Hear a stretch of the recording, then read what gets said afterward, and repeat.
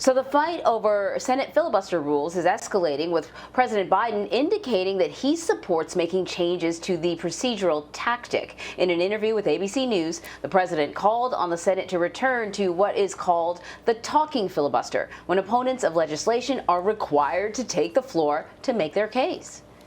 I don't think you have to eliminate the filibuster. You have to do it what it used to be when I first got to the Senate and back in the old days when you used to be around there. And that is that a filibuster, you had to stand up and command the floor.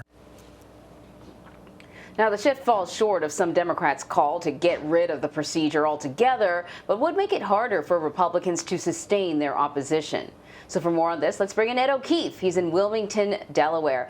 Ed, what is the significance of the president's statement on the filibuster, and just how are Republicans reacting to it?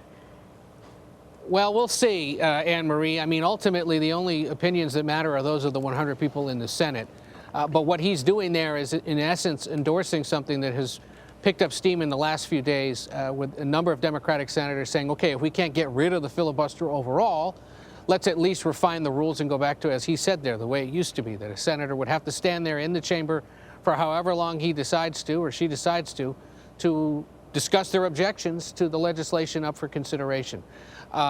We'll see where this ultimately goes. This is part of an ongoing push among some in the Democratic Party to get rid of the filibuster so that top priorities like voting rights, climate change, immigration reform can all be dealt with in a faster way and without having to seek compromise with Republicans. But, you know, it's funny to see the former senator turn president weigh in when he wants to and then avoid questions about what's going on in the Senate at other times.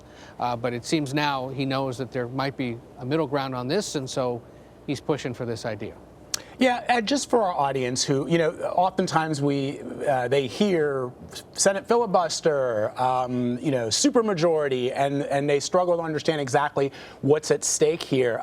Just break it down for our viewers. Explain what the Senate filibuster is, how it came to be, and how it's been used, particularly since the Obama era.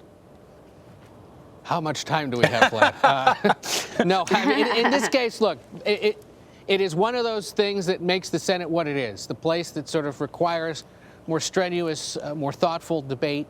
And it has obviously been used most of this century to block the majority party from getting something done, whether it was judicial nominations or key pieces of legislation. Normally, until about 15 years ago, really, it wasn't a thing. It wasn't something that was used to slow down the Senate the way it has been in more recent years. And so there's been conversation about, look, this isn't in the Constitution. This wasn't in the original rules of the Senate. Why do we need to continue to allow it to be there? There are arguments for and against it. More than anything, it is designed to seek compromise and to force the chamber to find ways to get the two sides to work together. In an era when they haven't really been able to do that, however, it frustrates those in power, whether it was Republicans last year or Democrats this year, because then they can't quickly get through some of the things they'd like to get through. Ultimately, bottom line, unless you can convince a handful of moderate Democrats to scratch the filibuster from the rules, this is an academic conversation that will continue in a way that really doesn't resolve itself. And you have Joe Manchin of West Virginia, Kirsten Sinema of Arizona, who continue to say they want to keep it in place. But Manchin is the one that has signaled maybe the talking filibuster isn't such a bad idea. Force some accountability with this ability to literally phone in your opposition and force the other side to get 60 votes. We'll see. But if they can find some kind of resolution, it might make it a little easier to consider some of these top Democratic Party priorities. Again, the voting rights legislation that was passed by the House that's now awaiting Senate consideration. Immigration proposals that may easily pass the House in the coming weeks, but would struggle to get a vote in the Senate. And then we'll see about this big infrastructure spending plan, which appears to be where Washington is headed next when it comes to a big thing to do to address the pandemic and the economic effects of it. And just meantime, there's another plan. Anne-Marie, just one more thing on the filibuster. Yeah, go ahead. You know, I'm curious. Minority Leader McConnell made some news yesterday in his reaction to what we're talking about here. And I was a little confused, even as somebody who does this for a living. And he's talking about that the Senate would grind to a halt if the Democrats actually did away with. I don't understand that. In the way the Democrats are pitching this, things would actually get done because they're in the majority. So explain what Minority Leader McConnell was talking about. everything that gets done by the Senate requires consent from everyone to do it, whether it's to start the day, whether it's to end the day, whether it's to allow committees to hold hearings, whether it's to proceed to a new piece of legislation. Everyone has to unanimously agree, yep, time to move on. The power of the Senate lies not in the majority party or the minority party, it lies in every single senator, because any one of them can throw up their hands and say, stop. And so what he was inferring there is that, look, if Democrats want to fiddle with the rules, then we're going to throw up our hands and say stop every single time they try to do something, including actually starting the legislative day. But McConnell knows, as I just said, that there are a handful of senators who don't want to do this. So he's creating noise where there isn't necessarily noise to be had right now, and he's compelling us to talk about it. And that was essentially what that was designed to do.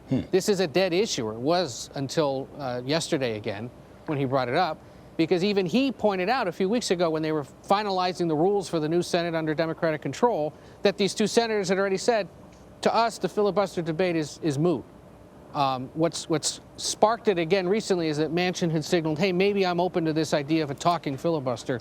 We'll see what the Republicans say. But again, for now, this isn't something that's going to get addressed until potentially later this year, when there's even more evidence of Republican opposition to what Democrats are trying to get done. So I want to ask you about something else he said in that interview. He spoke about the allegations of sexual misconduct against New York Governor Andrew Cuomo. And he said, you know, depending on the outcome of the investigation, you know, maybe resignation is in order. And then he said maybe there will be other repercussions. This is a guy who's a longtime friend and ally of President Biden. You know, what do you make of this? Well, yes. In fact, such a good ally that he was a co-chairman of the now president's 2020 campaign. And they had worked together a bit when he was vice president and Cuomo was just beginning his governorship. And they've collaborated for years. And they're seen as two of the leading sort of mainline moderate Democrats who have been able to sort of assuage the concerns of liberals in their party and still get things done. What was also notable is that he's suggesting that if these investigations pan out, it could lead to criminal prosecution of the governor. Notable because this is the first extended comments by the president on this matter. The White House has been answering questions on it for weeks, but he himself hadn't really talked much about it besides some brief comments Sunday.